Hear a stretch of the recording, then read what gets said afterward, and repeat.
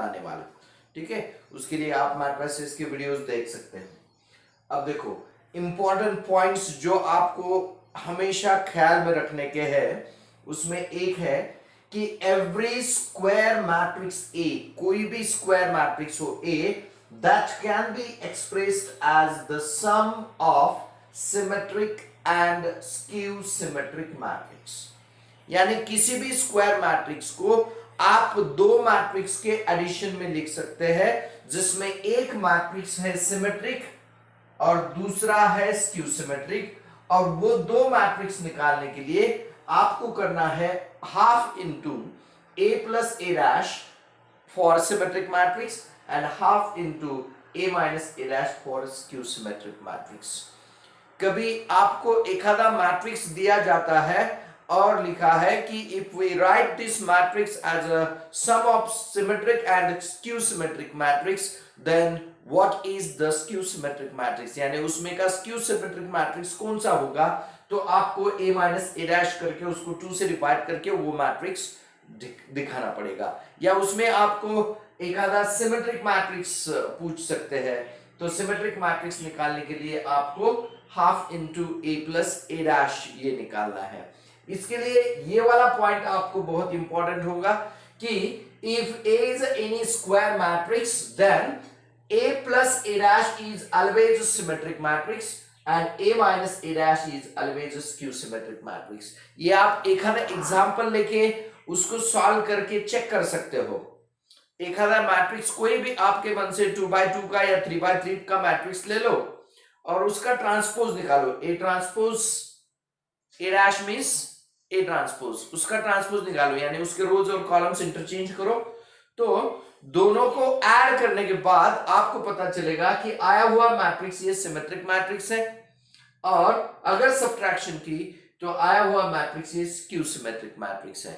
उसी में third point याद रखो, किसी भी मैट्रिक्स का उसके ट्रांसपोज के साथ अगर हम प्रोडक्ट लेते हैं तो वो प्रोडक्ट हमेशा क्या होता है, सिमेट्रिक मैट्रिक्स होता है, वो डेफिनेटली सिमेट्रिक मैट्रिक्स होगा। किसी भी मैट्रिक्स को आप उसके ही ट्रांसपोज से मल्टीप्लाई करो तो वो सिमेट्रिक। अगर a प्लस ए डैश और a माइनस ए डैश ये रिस्पेक्टिवली सिमेट्रिक और स्क्यू सिमेट्रिक मैट्रिक्स है, तो ये दोनों को जब हम सॉल्व करेंगे हाफ से मल्टीप्लाई करके, तो 1/2 a dash and -1/2 a dash cancel होगा और half a plus half a यानी a हो जाएगा। इसका मतलब कोई भी मैट्रिक्स हम सिमेट्रिक और स्क्यू सिमेट्रिक मैट्रिक्स के एडिशन में लिख सकते हैं। आपको मैंने पहले ही बताया कि इसमें सीटी में इससे रिलेटेड क्वेश्चन कौन सा आ सकता है, तो इसमें आ सकता है एक आधा मैट्रिक्स ए गिवन है आपको और लिखा है कि this matrix is written as sum of symmetric and skew symmetric matrix, then what is the symmetric matrix और what is the skew symmetric matrix, और नीचे ऑप्शन में आपको मैट्रिक्स दिए होंगे, उसमें से आपको चेक करना है कौन सा है, और वो फाइंड करने के लिए आपको ये प्रोसेस करनी पड़ेगी। चलो दूसरे पॉइंट की तरफ जाते हैं। ये बहुत ही इंपॉर्टेंट पॉइंट है और एकदम सिंपल पॉइंट है, लेकिन बहुत सारे बच्चे यहाँ पे चूक जाते हैं। For any two matrix if AB is equal to 0 does not mean A is equal to 0 और B is equal to 0। यानी A into B किसी दो मैट्रिक्स का प्रोडक्ट अगर 0 आता है कि जरूरी नहीं है कि A या B दोनों में से एक आधा मैट्रिक्स 0 मैट्रिक्स हो, ये जरूरी नहीं है। ये दो नॉन जीरो होके भी उनका प्रोडक्ट 0 आ सकता है। ये दो मैट्रिक्स नॉन जीरो होके भी उनका प्रोडक्ट 0 आ सकता है, इसलिए ये रिजल्ट कभी भी आपको धोखा दे सकता है अगर आपको पता नहीं है। तो पता है तो आप कभी धोखा नहीं खाएंगे। आता है कभी क्वेश्चन में कि given that a into b is equal to 0 then, और ऑप्शन में a is equal to 0 but b is not equal to 0, b is equal to 0 but a is not equal to 0, a is equal to 0 और b is equal to 0। Option में दिया रहता है d does not mean a is equal to 0 और b is equal to 0, तो आपको ये option की तरफ जाना पड़ेगा। ठीक है, तो याद रखो किसी दो मैट्रिक्स का प्रोडक्ट 0 आना, जैसे हमने नंबर्स में रियल नंबर में देखा है कि किसी दो नंबर का प्रोडक्ट 0 तभी हो सकता है जब दोनों में से एक डेफिनेटली जीरो हो सकता है, जीरो होगा तो ही उनका प्रोडक्ट, या दोनों जीरो हो गए तो। इसमें ऐसा नहीं है दोनों का प्रोडक्ट जीरो है तो हम ऐसा नहीं कह सकते कि a is equal to zero और b is equal to zero.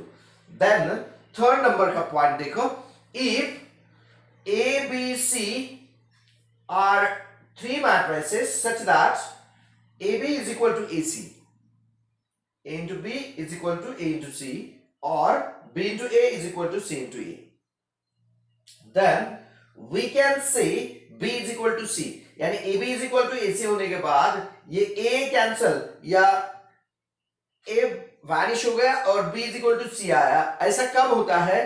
Only if a is non singular matrix, यानी उसके डिटरमिनेंट की वैल्यू अगर जीरो नहीं है तो ही हम लिख सकते हैं b is equal to c, otherwise not, नहीं तो हम ऐसा नहीं लिख सकते। इसके लिए भी आपको अब कभी ये रिजल्ट के बाद अगर ऐसा लिखना है तो आपको ये पता होना जरूरी है कि मैट्रिक्स ए जो है वो नॉन सिंगुलर मैट्रिक्स है, यानी इसके डिटरमिनेंट की वैल्यू जीरो नहीं है। अगर आपको ऐसा पता है या गिवन है या आप वो प्रूव कर सकते हो तो ही आप इस रिजल्ट को लिख सकते हो b is equal to c, otherwise you cannot right that result b is equal to c। ये बातें बहुत इंपॉर्टेंट है, आपको याद रखनी है। उसके बाद फिफ्थ पॉइंट, ये फोर्थ हमने डिस्कस किया। Fifth point, if A and B are symmetric matrices of same order, एक ही ऑर्डर के दो मैट्रिसेस ये सिमेट्रिक मैट्रिसेस है तो याद रखो उनकी एडिशन हमेशा सिमेट्रिक ही होती है। AB plus BA is also symmetric matrix। A और B का प्रोडक्ट लिया, B और A का प्रोडक्ट लिया, AB और BA दोनों को प्रोडक्ट लेके अगर उनकी एडिशन किए तो उसकी एडिशन आती है सिमेट्रिक, और उनकी अगर सब्ट्रैक्शन किए तो वो मैट्रिक्स आएगा स्क्यू सिमेट्रिक। ये वेरीफाई करके आप कोई भी दो मैट्रिक्स सिमेट्रिक मैट्रिक्स लेके वेरीफाई करो और वेरीफाई करके इसको आप याद रखो। उसके बाद ये तीन फॉर्मूले है जो 11th स्टैंडर्ड में आपने सीखे थे कि किसी भी मैट्रिसेस के लिए ए बी, कोई भी दो मैट्रिसेस है of the same order, suppose they are the square matrices, then remember that a plus b whole square is always equal to a square plus ab plus ba plus b square। आपको पता है matrix multiplication is not commutative, यानी हमेशा ab और ba same आएगा ऐसा नहीं कह सकते, इसलिए ab और ba की एडिशन हम 2ab ऐसा नहीं कर सकते। इसलिए यहां पे ये फॉर्मूला आपको याद रखना जरूरी है, a plus b whole square is equal to a square plus ab plus ba plus b square। आपको इसका यूज कैसा करना है देखिए, इसका यूज बहुत इंपॉर्टेंट है। कभी कभी एक आधे एग्जांपल में ऐसा दिया हुआ रहता है कि A and B are two matrices then such that A plus B whole square is equal to A square plus AB plus B square। अगर किसी मैट्रिक्स के लिए ऐसा आता है तो it implies that BA is equal to 0। आपको ये फॉर्मूला याद रख के आपको गिवन कंडीशन क्या है और यूज कंडीशन क्या करनी है ये आपको समझना जरूरी है। इसमें से आप समझो गिवन एंड टू यूज। अगर किसी क्वेश्चन में आपको गिवन a है a plus B whole square is equal to a square plus ab plus b square, तो आपको तुरंत क्लिक होना चाहिए कि a plus B whole square का formula a square plus ab plus ba plus b square है, लेकिन इसमें ba की टर्म नहीं है, इसका मतलब ba की वैल्यू जीरो है, तो यूज करेंगे ba is equal to zero rather than using this total concept. अगर आपको किसी एग्जांपल में ऐसा दिया है कि a plus B into a minus B, a plus B into a minus B is equal to a square minus b square,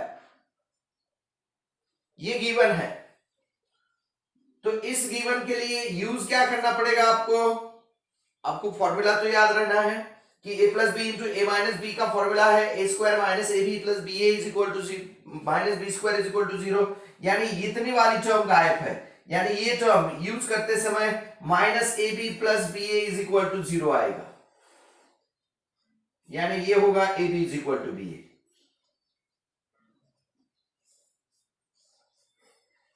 समझ में आ रहा है आपको? यानी गिवन क्या है और यूज क्या करना है, इतना याद रखने के लिए ये फॉर्मूले आपको पता होना जरूरी है। याद करो, a plus B whole square is equal to A square plus A B plus B A plus B square. a minus B whole square is nothing but A square minus A B minus B A plus B square. a plus B into A minus B is always A square minus A B plus B A minus B square. तो ये results याद रखना, और इसके use जब भी question में ऐसा कुछ गिवन आएगा तो उसके अलावा आपको क्या यूज करना है उसको इमेजिन करते हुए आपको प्रॉब्लम सॉल्व करने हैं, तो इसी तरह से आप प्रॉब्लम सॉल्व कर पाओगे। ये सब जितने भी पॉइंट्स मैंने लिख के दिए हैं आप उसको नोट कर लीजिए। आपके नोट्स में भी मैंने जो नोट्स आपको पोस्ट किए हैं उसमें भी ये आपको दिए हैं, लेकिन आप एक बार लिख के निकालिए क्योंकि आपको वो कायम स्वरूपी याद रहे। ठीक है, ओके, चलो राइट डाउन प्लीज।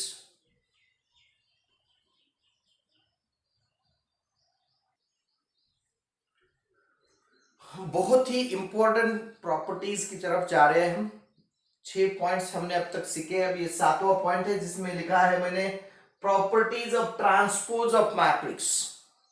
ट्रांसपोज की प्रॉपर्टीज क्या होती है, देखिए कोई भी मैट्रिक्स ए है तो A transpose it's transpose is always ए, यानी किसी भी मैट्रिक्स का ट्रांसपोज लेके उसका फिर से ट्रांसपोज किया तो आपको previous matrix as it is मिलेगा, यानी जो गिवन मैट्रिक्स है वो एज इट इज मिलेगा। दूसरा, एडिशन में a plus B whole transpose is equal to a transpose plus b transpose, दोनों को हम ट्रांसपोज ये सेपरेट कर सकते हैं। That can be written as b transpose plus a transpose because we know that matrix addition is always commutative. ठीक है, तो ट्रांसपोज लेते समय अगर इस दो की जगह पे 3 4 कितने भी टर्म्स है, यानी a plus B plus and so on up to L suppose transpose है, तो it becomes a transpose plus b transpose plus c transpose and so on L transpose. इस ट्रांसपोज की जगह पे डैश भी यूज कर सकते हो आप, यानी a plus B plus and so on up to whole dash is equal to a dash plus b dash plus and so on up to l dash, यानी कितने भी एडिशन में टर्म्स हो उनको ये सेपरेट हो सकता है। सबट्रैक्शन में भी वैसा ही है, a minus B whole dash is equal to a dash minus b dash. ठीक है, तो ट्रांसपोज के ये प्रॉपर्टीज याद रखो, इसमें ये बहुत इंपॉर्टेंट है प्रोडक्ट वाला। a इंटू बी, अगर कोई भी दो मैट्रिसेस है a and b, a into B whole transpose is always equal to b transpose into a transpose, यानी इसको प्रोडक्ट पे ट्रांसपोज अप्लाई करते समय इसकी ऑर्डर रिवर्स हो जाएगी। समझ में आ रहा है? वैसे ही अगर 3 टर्म्स है a into B into C whole transpose is nothing but equal to a transpose into b, sorry c transpose into b transpose into a transpose, यानी ये c b a ऐसा रिवर्स हो गया। यानी जितने भी टर्म्स है अगर ऐसा आता है a into B into C into and so on up to l whole transpose, तो ये ट्रांसपोज लेते समय ये एल डैश से स्टार्ट होगा, डैश डैश डैश डैश, फिर ए सी ट्रांसपोज, फिर बी ट्रांसपोज और लास्ट में आएगा ये ट्रांसपोज। जब भी आप प्रोडक्ट पे ट्रांसपोज अप्लाई कर रहे हो तो उस प्रोडक्ट की जो ऑर्डर है तो पूरी रिवर्स होने वाली। ठीक है, ये आप चेक करना, इसको आपने वेरीफाई भी किया है 11th स्टैंडर्ड में, कुछ इसके एग्जांपल्स भी आप सीख चुके हो। तो ये properties of transpose of matrix आपको याद रखना है, ये बहुत इंपॉर्टेंट है। इसके आगे जो प्रॉपर्टीज सीखने जा रहे हैं, properties of determinant of matrices. अब ये प्रॉपर्टीज ऑफ जो डिटर्मिनेंट है, इसमें जो प्रॉपर्टीज है बहुत ही यूजफुल है, यानी इनको हम एज अ शॉर्टकट भी यूज कर सकते हैं। ये प्रॉपर्टीज आपको पता होना बहुत ज्यादा जरूरी है, क्योंकि अगर इसमें से कोई आपने मिसिंग कर दिया या आपको एंड वक्त पे याद नहीं आया तो इसमें आप बहुत टाइम गंवाने वाले हो। प्रॉपर्टीज ऑफ मैट्रिसेस में डिटरमिनेंट में देखिए, if a and b are any two square matrices of the same order n, इन मैट्रिक्स की ऑर्डर अगर n है, देन पहला है determinant of a transpose is equal to determinant of a, यानी किसी भी मैट्रिक्स और उसका ट्रांसपोज दोनों की डिटरमिनेंट की वैल्यू सेम होने वाली है। कोई भी स्क्वायर मैट्रिक्स है उसका ट्रांसपोज निकालिए, आप ट्रांसपोज का डिटरमिनेंट लीजिए या मैट्रिक्स ए का डिटरमिनेंट लीजिए, दोनों की वैल्यू कैसी होती है, सेम होती है। ये बहुत ही इजी और सिंपल कंसेप्ट है। दूसरा है determinant of A inverse is 1 upon determinant of A. ये बहुत इंपॉर्टेंट है। Determinant of A inverse is 1 upon determinant of A. क्या होता है, आपको एग्जांपल दिया है कि if A is a matrix 2 7 3 5 and question is then what is determinant of A inverse। अब जिसको ये पता नहीं है कि determinant of A inverse is nothing but equal to 1 upon determinant A, वो तो सीधा सीधा ए इनवर्स निकालने में चुला हो जाएगा, यानी वो डिटरमिनेंट ए का इनवर्स निकालेगा और ए का इनवर्स निकाले के उसका डिटरमिनेंट निकालने की कोशिश करेगा। अब देखिए ये 2/2 का मैट्रिक्स है, इसलिए आप इनवर्स तो इजीली निकाल सकते हो थोड़े ही टाइम में, लेकिन अगर ये 3/3 का मैट्रिक्स होता है तो इनवर्स निकालने के लिए ही 5 मिनट लग जाता है और फिर उसके बाद उसका डिटरमिनेंट निकालना, यानी ये बहुत डिफिकल्ट जाएगा। इसमें आपको इसको याद रखना जरूरी है, इसमें आपका टाइम बहुत सेव हो जाएगा कि डिटरमिनेंट ऑफ ए निकालो, उसको सिर्फ रेसिप्रोकल करो, यानी डिटरमिनेंट ऑफ ए निकालेंगे ये 10 - 21 दैट इज इक्वल टू -11, तो लिखेंगे हम therefore determinant of A inverse is nothing but equal to 1 upon -11 या -1/11। This is nothing but the value of determinant of A inverse. Okay, तो ये बहुत इंपॉर्टेंट है, इसको एंड वक्त पे आपको याद आना, नहीं तो डिटरमिनेंट ऑफ ए इनवर्स निकालना है और आप अगर ए इनवर्स निकालने के लिए जाएंगे तो उसमें आपका टाइम बहुत ज्यादा वेस्ट होगा। इसलिए याद रखो determinant of A inverse is always equal to 1 upon determinant of A. तीसरी बात याद रखनी है, determinant of adjoint of A is always equal to determinant of A raise to n-1, यानी n is the order of matrix, n order of matrix है, यानी इसी question में अगर आपको determinant of adjoint of A अगर ऐसा निकालना है तो आप लिखेंगे determinant of adjoint of A is nothing but equal to determinant of A raise to n-1। अब इसकी ऑर्डर तो 2 है, 2/2 का मैट्रिक्स है, तो 2 - 1 यानी 1 हो जाएगा, तो it is nothing but determinant of A. तो इस क्वेश्चन के लिए एडजॉइंट ऑफ ए का जो डिटरमिनेंट है वो भी रहेगा -11, जो ए का डिटरमिनेंट। लेकिन यही अगर 3/3 का मैट्रिक्स होता, 3/3 का मैट्रिक्स होता तो यही formula determinant of A raise to 3 - 1 ऐसा होता था, that is nothing but determinant of A whole square आता था। क्योंकि n की वैल्यू 3 है तो n-1 यानी 3 - 1 that is determinant of A whole square, यानी जब भी गिवन मैट्रिक्स 3/3 का है, अब इसमें भी आपको एडजॉइंट निकालने की जरूरत नहीं है, आपको कभी भी determinant of adjoint A find करो ऐसा बोला है तो आपको ए का ही डिटरमिनेंट निकाल के, और ये प्रेजेंस ऑफ माइंड इमीडिएटली आपको याद रखना जरूरी है, क्योंकि क्वेश्चन आता है और चला जाता है, आप एडजॉइंट फाइंड कर लेते हो, उसके लिए बहुत ज्यादा टाइम जाता है, एडजॉइंट पूरा फाइंड करके फिर उसकी डिटरमिनेंट फाइंड करना, उसमें बहुत ज्यादा टाइम जाएगा। तो आप एक आधा एग्जांपल लेके भी देखो कि एडजॉइंट निकालने में कितना टाइम जाता है और फिर उसका डिटरमिनेंट निकालना है, तो उससे अच्छा कि ए का डिटरमिनेंट निकालो और रेस्ट जो भी ए की ऑर्डर है वो देखो, अगर 2 ऑर्डर है तो डिटरमिनेंट ऑफ ए और एडजॉइंट ऑफ ए दोनों का डिटरमिनेंट सेम होगा, ठीक है। और अगर इसकी 3/3 ऑर्डर है तो एडजॉइंट ऑफ ए का जो डिटरमिनेंट है that is nothing but determinant of A whole square आएगा, ठीक है। तो ये याद रखो, third property which is very very important property. उसके बाद ये फोर्थ प्रॉपर्टी भी वैसी है, दो मैट्रिक्स दिए हैं आपको, suppose A and B, A matrix दिया है, बी मैट्रिक्स दिया है, और आपको पूछा है कि find the determinant of A B, या आपको ए बी सी ऐसे 3 मैट्रिक्स दिए हैं, समझो ए बी दिया है -1 2 3 5, फिर दूसरा सी मैट्रिक्स दिया है 4 3 4 2, ठीक है। और फाइंड करने का है determinant of A into B into C. जिसको पता नहीं है ये प्रॉपर्टी कि we can write it as determinant of A into determinant of B into determinant of C. अगर प्रोडक्ट है तो ये तीनों के लिए डिटरमिनेंट सेपरेट होता है। जिसको पता नहीं है वो डेफिनेटली एबीसी ये प्रोडक्ट निकालने के लिए जाएगा। और प्रोडक्ट आप ए से बी को मल्टीप्लाई करो, फिर आए हुए प्रोडक्ट से सी को मल्टीप्लाई करो।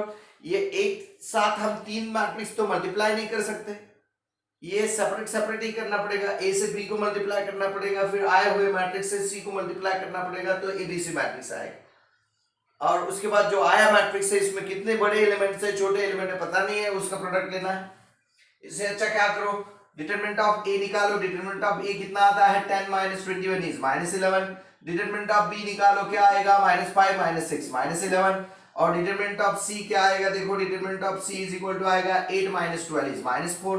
अब इनका प्रोडक्ट ले लो, -11 इंटू -11 इंटू -4, तो क्या आएगा ये, that is nothing but 121 into -4, तो ये आएगा 484 -484 is the answer. We can get this answer immediately if you know this property. Determinant of AB is equal to determinant of A into determinant of B. तो याद रखो इसको, वैसे ही इसको याद रखो, fifth number determinant of A raised to n is equal to determinant of A whole raised to n. कभी कभी ये सेम मैट्रिक्स दिया हुआ रहता है और आपको पता है कि find determinant of A cube, determinant of A cube निकालना है, तो सिंपली आप लिखो determinant of A whole cube, क्योंकि इसका क्यूब करते बैठे ए से ए को मल्टीप्लाई करो, फिर ए को मल्टीप्लाई करो, यानी उसका क्यूब करो और फिर उसका डिटरमिनेंट निकालो। इससे अच्छा है डिटरमिनेंट ऑफ ए निकालो और उसका क्यूब करो, यानी -11 का क्यूब करो, तो ये आएगा -1331, जो भी है, ठीक है, पता नहीं है मुझे ये बराबर है ऐसे, ठीक है। तो ये -11 क्यूब करना बहुत इजी जाएगा रादर देन फाइंडिंग ए क्यूब, यानी इसका क्यूब फाइंड आउट करके उसका डिटरमिनेंट फाइंड करना, ये इजी नहीं जाएगा, उसके लिए बहुत टाइम लगेगा। तो ये टाइम सेविंग ट्रिक्स है, ये याद रखने हैं आपको कि जिससे आपका बहुत सारा टाइम बचने वाला है। 6 नंबर की प्रॉपर्टी याद रखो, if A is a diagonal और ट्रायंगुलर मैट्रिक्स, ए कोई भी डायगोनल या ट्रायंगुलर मैट्रिक्स है, then determinant of A is always product of the diagonal elements. diagonal element का प्रोडक्ट लेना है डायरेक्टली। देखो कोई भी मैट्रिक्स गिवन है आपको,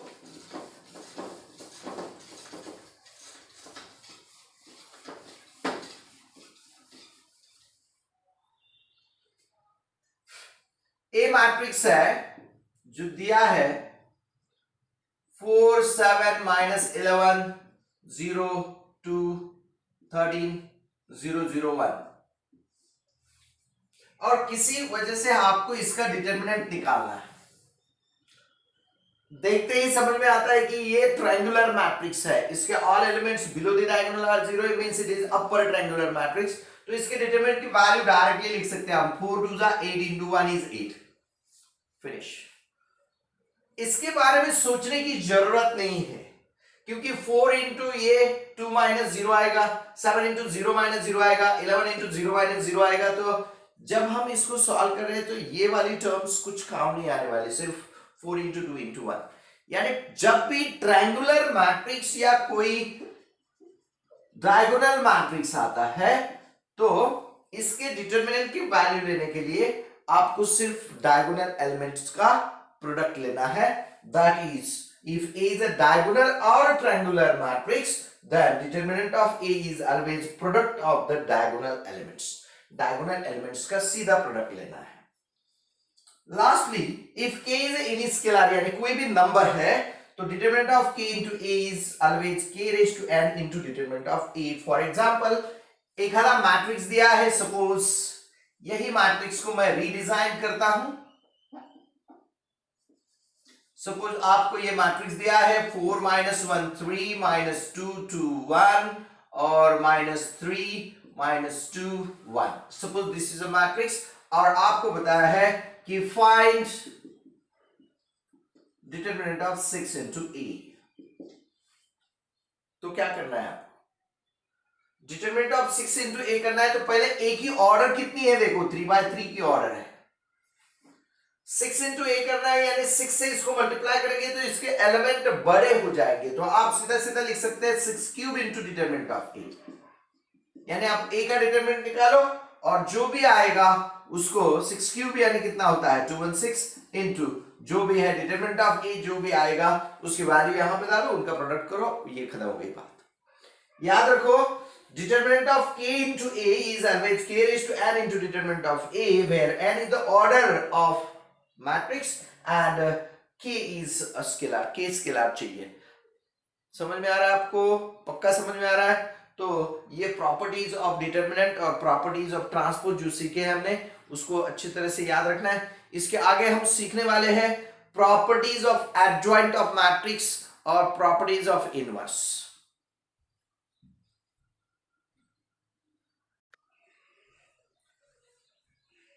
देखिए, after the properties of transpose of matrix and the properties of determinant of matrix, we are going to study the properties of adjoint of matrix. If A and B are the square matrices of order n, then ये adjoint के properties है, बहुत important है, इसको याद रखो। Adjoint of A transpose is always equal to adjoint of A whole transpose, यानी transpose का अगर एडजॉइंट निकालना है तो आप एडजॉइंट निकाल के उसका ट्रांसपोज भी कर सकते हो, यानी दोनों एक्शन सेम ही होगी। कोई भी मैट्रिक्स ए दिया है उसका ट्रांसपोज निकाल के उसका एडजॉइंट निकाला, या उस ए का एडजॉइंट निकाल के फिर उसका ट्रांसपोज किया, दोनों से आने वाला रिजल्ट सेम ही होगा। Similarly adjoint of A inverse is nothing but equal to adjoint of A whole inverse, यानी आपको कभी adjoint of A inverse निकालना है, A inverse का adjoint निकालना है, तो that is nothing but adjoint of A whole inverse। अब देखो इसको जरा इधर रिलेट करते हैं यहां पर, तो आपको एक रिजल्ट मिलता है कि adjoint of A inverse is equal to adjoint of A whole inverse, and adjoint of A inverse is nothing but 1 upon determinant of A into A, यानी यहाँ पे determinant of A is not equal to 0 लिखा है, यानी ये inverse निकालते समय A singular नहीं चाहिए, वो नॉन सिंगुलर ही चाहिए। ये अगर नॉन सिंगुलर है तो ही इनवर्स एग्जिस्ट होता है, तो it can be written as 1 upon determinant of A into A also, और यहाँ पर डिटरमिनेंट की A की वैल्यू कभी 0 नहीं चाहिए तो ही ये एग्जिस्ट होगा, अदरवाइज नॉट। तो adjoint of A inverse is always equal to adjoint of A whole inverse, and it can be directly found out by using 1 upon determinant of A into A. Next, adjoint of A is always equal to determinant of A into A inverse. It is the relation between A inverse and adjoint. यही relation आपको यहाँ पे मिलेगा कि A inverse is nothing but 1 upon determinant of A into adjoint of A, यानी इसको इधर लिया तो adjoint of A is equal to determinant of A into A inverse, ये आएगा। adjoint of A into B is always equal to adjoint of B into adjoint of A, यानी like the transpose of matrix it has again a property, यानी जब भी product का adjoint ले रहे हैं तो उसकी ऑर्डर क्या हो जाएगी, रिवर्स हो जाएगी, adjoint of B into adjoint of A। वैसे यहां पर भी इनवर्स में भी वही होता है, A into B whole inverse है तो ये B inverse into A inverse होता है, यानी इसकी भी ऑर्डर चेंज होती है। A into B into C whole inverse है तो ये C inverse into B inverse into A inverse होता है, यानी इसकी भी ऑर्डर क्या होती है, रिवर्स होती है। उसके बाद adjoint of A raised to M, यानी कोई भी पावर है adjoint of A raised to M है तो that is nothing but equal to adjoint of A whole raised to M। ये m यहाँ पे इसलिए यूज किया है क्योंकि n is considered to be order, नहीं तो आप n भी यूज कर सकते हैं, ठीक है। A into adjoint of A is always equal to adjoint of A into A is equal to determinant of A into I। ये प्रॉपर्टी आपको अच्छे से याद रखना है। किसी भी मैट्रिक्स A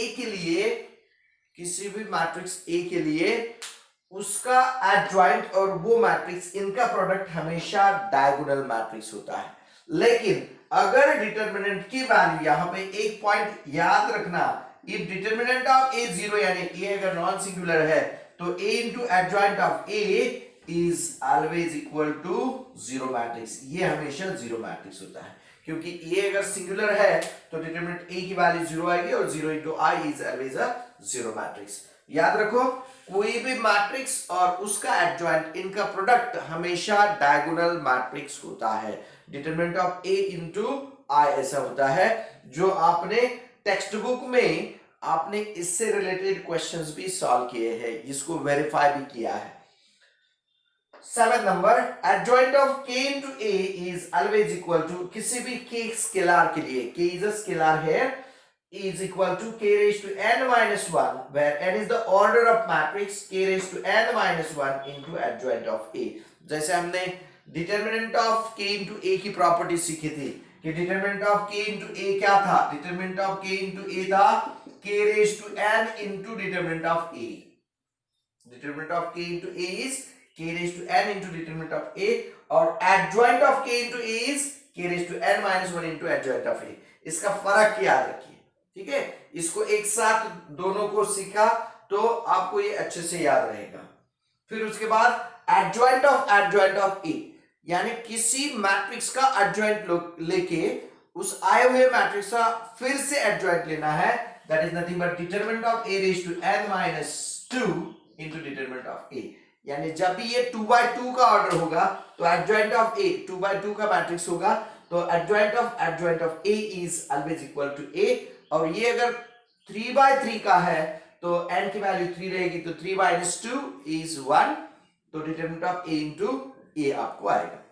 समझ में आ रहा है? These are nothing but the properties of adjoint of matrix। इसके बाद लिखते हैं properties of inverse of matrix. Inverse के प्रॉपर्टीज क्या है, देखिए A inverse whole inverse is always equal to A, यानी किसी भी मैट्रिक्स का इनवर्स लेके फिर उसका इनवर्स लेंगे तो हमें मैट्रिक्स A वापस मिलेगा। A into B whole inverse, इनको तो डिस्कस किया हमने। फोर्थ वन A इनवर्स का ट्रांसपोज, यानी A ट्रांसपोज का इनवर्स। A इनवर्स का ट्रांसपोज लेना है तो आप ट्रांसपोज लेके भी इनवर्स निकाल सकते हैं, दोनों से आंसर सेम आएगा। A inverse is always equal to 1 upon determinant of A into adjoint of A। ये आपने टेक्स्ट बुक में भी बहुत बार यूज किया है बोर्ड के लिए। A एडजॉइंट ऑफ A का इनवर्स निकालना है तो 1 upon determinant of A into A होता है, ये भी हमने यहां पे डिस्कस किया था। 7 नंबर, K into A whole inverse. अगर K into A का इनवर्स निकालना है तो it is nothing but 1 by K into A inverse, it is 1 by K into A inverse. इसको सेपरेट, यहां पे K स्केलर है, आप बोलेंगे यहां पे ऐसा हुआ और यहां पे ऐसा कैसे हुआ, ना, that is nothing but constant, इसे स्केलर, ये this is not a matrix, K is a scalar, तो 1 by K into A inverse आएगा।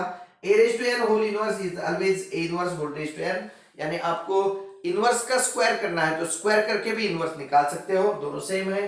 और ये प्रॉपर्टी तो कॉमन है, A into A inverse is always equal to A inverse into A into is equal to I, यानी किसी भी matrix का उसके इनवर्स के साथ प्रोडक्ट लेते हैं तो उसका प्रोडक्ट ये इनवर्स आइडेंटिटी मैट्रिक्स या यूनिट मैट्रिक्स आता है।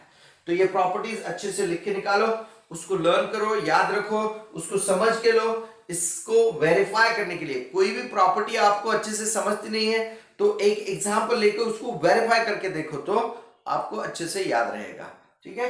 ये सब properties of transpose, properties of determinant, properties of adjoint of matrix and properties of inverse of matrix, these properties are very important which saves our time very much। okay, तो आगे चलते हैं, कुछ shortcuts देखते हैं। अब ये लास्ट पॉइंट होगा अपना थ्योरी का, कल से हम इसके एग्जांपल्स लेंगे।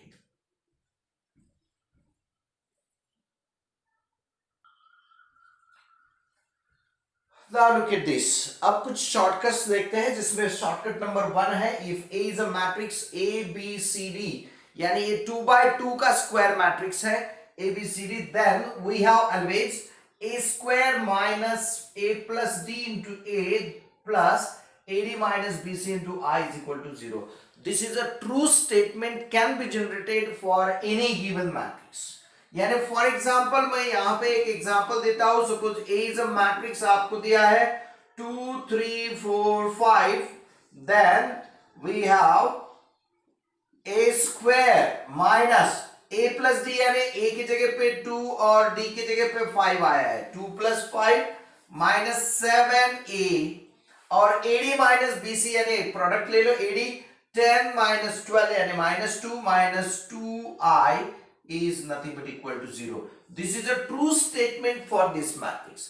यानी कोई भी 2 by 2 का अगर मैट्रिक्स दिया है आपको तो उसके बारे में ऐसे स्टेटमेंट आप जनरेट कर सकते हो. जैसे suppose A is a matrix given -5 2 3 -4. यहां पे मैं 7 लिखता हूं.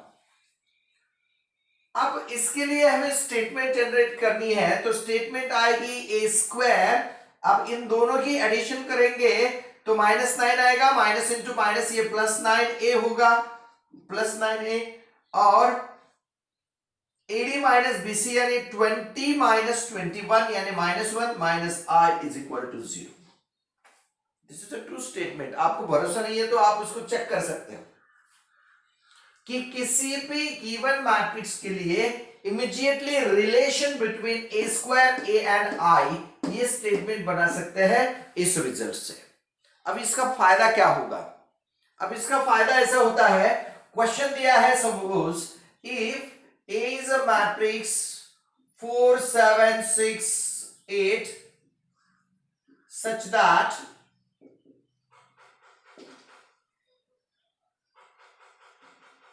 a square plus k into a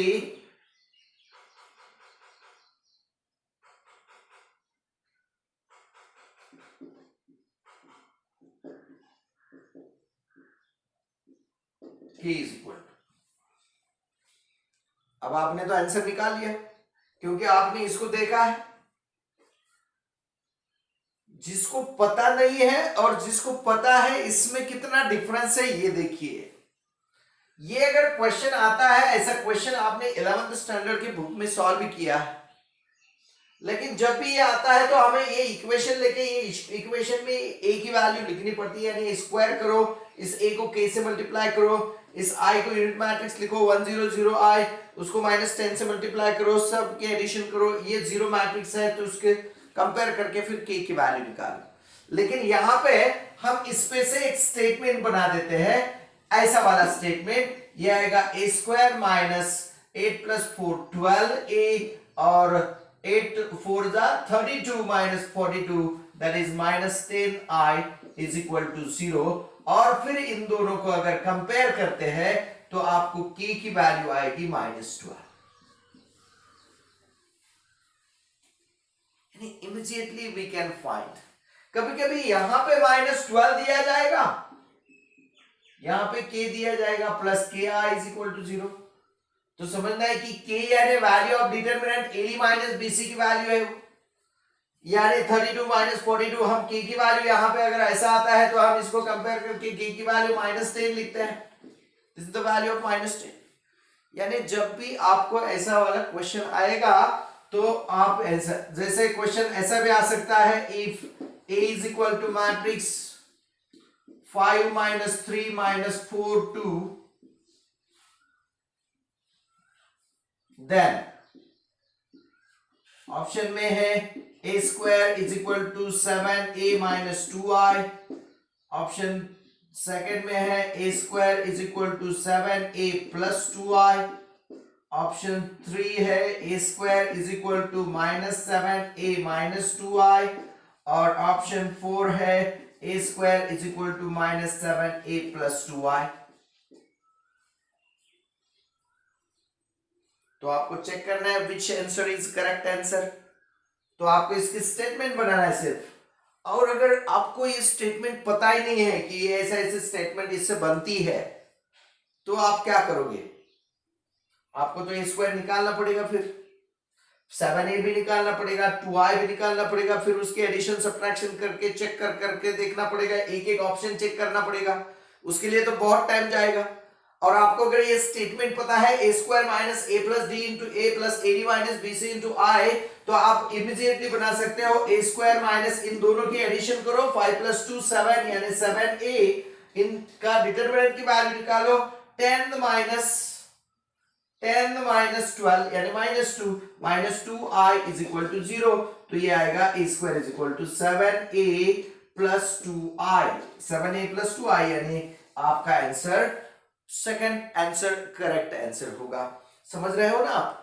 तो इस स्टेटमेंट को आप इतनी अच्छी तरह से याद कीजिए कि जिससे आपको ये ऐसे जो क्वेश्चंस है related to A square A and I, ये क्वेश्चंस आप इमीडिएटली सॉल्व कर सकते हो। ठीक है, इसके लिए आपको ये स्टेटमेंट याद रखना बहुत जरूरी है। यहां पे है सम ऑफ डायगोनल एलिमेंट्स और यहां पे है डिटर्मिनेंट ऑफ ए का determinant A D minus B C, यानी A square minus sum of diagonal elements, sum of diagonal, और ये याद रखो उसको स्ट्रेस ऑफ मैट्रिक्स भी कहते हैं, trace of matrix, sum of diagonal elements, principal diagonal elements के एडिशन उसको ट्रेस भी कहते हैं, वो भी सीखने वाले हैं हम। Into I is equal to 0, तो ये याद रखो। तो आपको ये वाले क्वेश्चंस हमेशा इजीली सॉल्व करने आएंगे। ठीक है, तो चले इसके आगे चलते हैं नेक्स्ट शॉर्टकट की तरफ।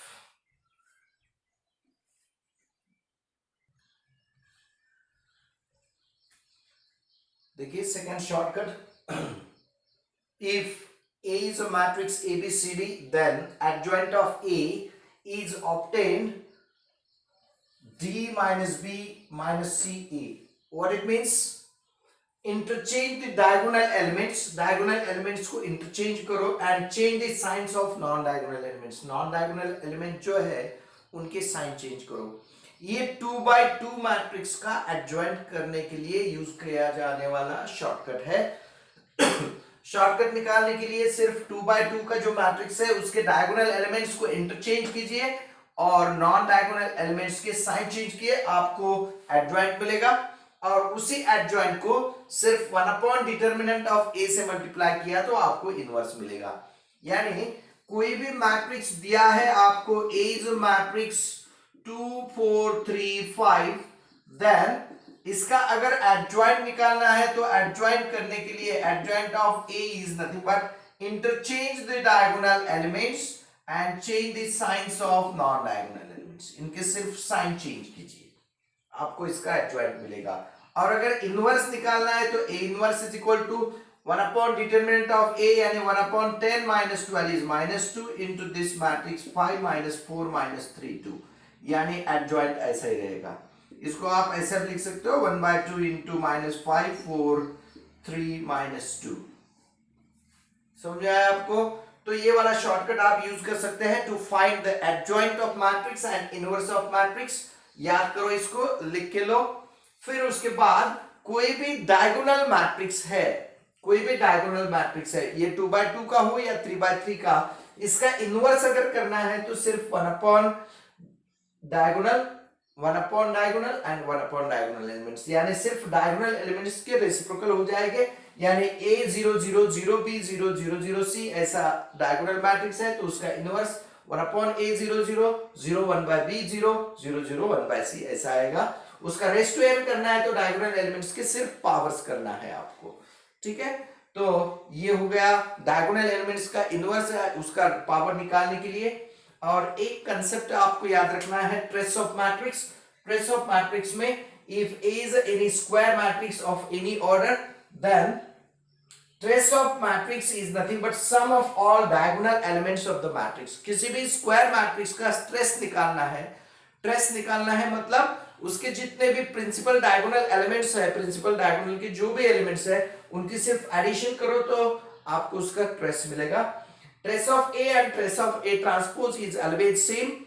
कोई भी मैट्रिक्स और उसका ट्रांसपोज दोनों के ट्रेस सेम होते हैं। Trace of A plus B is nothing but trace of A plus trace of B, और trace of A minus B is trace of A minus trace of B. Addition में और subtraction में same रहेगा। Trace of k into a is always equal to k into trace of a. Trace of k into a, where k is any scalar, that is k into trace of a, and trace of a into b is not equal to trace of a into trace of b. Product में ये rule possible नहीं है। Trace of a into b is not equal to trace of a into trace of b. ये हो गए कुछ shortcuts, कुछ concepts जो हमने मैट्रिसेस में स्टडी किए हैं। इसमें 3x3 का इनवर्स के लिए कोई शॉर्टकट नहीं है, लेकिन उसको हम easily using adjoint of matrix immediately find कर सकते हैं। या 3x3 का इनवर्स निकालने के लिए आप चेक मेथड यूज कर सकते हैं, जैसे ट्रायल एंड एरर मेथड को जिसे बोलते हैं हम, कि a into A inverse is equal to I है क्या, गिवन मैट्रिक्स और ऑप्शन में जो मैट्रिक्स दिए उनका प्रोडक्ट लेके देखो, वो अगर यूनिट मैट्रिक्स आता है तो वो उसका इनवर्स है। तो कल से हम इसके नेक्स्ट लेक्चर से हम जो भी आपको वर्कशीट दिए है उसके 1 बाय 1 क्वेश्चन सॉल्व करने जाएंगे। तो आज जो भी आपने सीखा है उसको अच्छे से रिवाइज कर लीजिए, वो पॉइंट पूरे पढ़ लीजिए, उसको 2-2 3-3 बार लिख के निकालिए, तो आपको क्वेश्चन सॉल्व करते समय बहुत इजी जाएगा। ठीक है, थैंक यू।